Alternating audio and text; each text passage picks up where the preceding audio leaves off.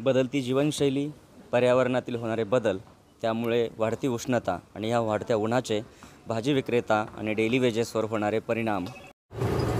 कोण त्या दिवशी काय नवीन चित्र नेलं, नवीन चित्र 900 रुपये चित्र आणली. अरे हो मी काढतोय, नाही नाही हे सगळंच काढा, तुम्ही सगळंच काढा, बसा. मग उन्हात बसू का म्हणलं, उन्हात बसू कसं व्हायचं, उन्हात काढला कसं व्हायचं. एक तर तुमच्या आपल्याच्या टायमध्ये 2-1 वर्ष कमी 6 महिने काढले तर त्याचे पैसे नाही भरले आम्ही. हां कुठले भरत 30,000 म्हणजे 60,000 बनले, 30,000 भरते. पैसे कुठले द्यायचे आहोत त्यांना. मी तेच म्हणलं जरा लक्ष द्या, आमचं माझा मान काय नसतं एवढंच की मी उन्हाळ्या म्हणून मी छत्री लावतो पोर, एवढंच. तुम्ही कारवाई करू, नाही नाही तुम्ही कोण सांगणार मला असं, दुसरं काय नाही आपलं. हे ताडपत्र पण काढा मला त्यांनी.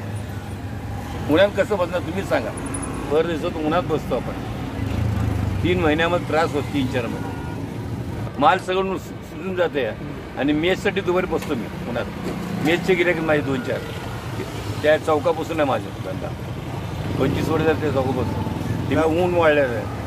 आता कमी 2-3 महिने उन्हात माल खराब होत आहे, पण नुकसान कोण भरून येणार आपल्याला. आपण ते आहे त्या ठिकाणी फक्त 2-3 महिने त्रास होतो छत्रीचा आपल्याला उन्हाळ्यामुळे.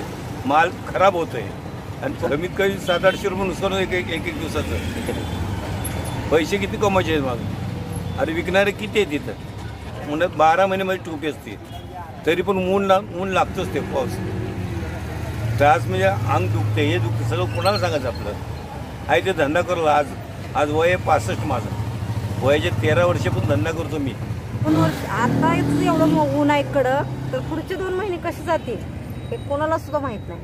आणि यावर्षी पाऊस कमी असल्यामुळे तो उन्हाळा आहे की बस लय गरमी, भयंकर गरमी. आता जे बसू वाटत नाही एवढी गरमी.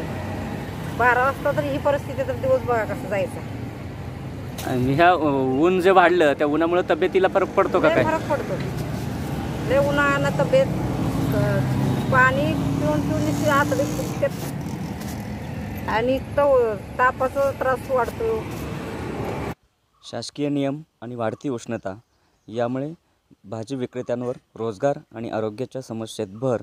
अशाच प्रकारचे व्हिडिओ पाहण्यासाठी शेअर करा आणि लाईक करा.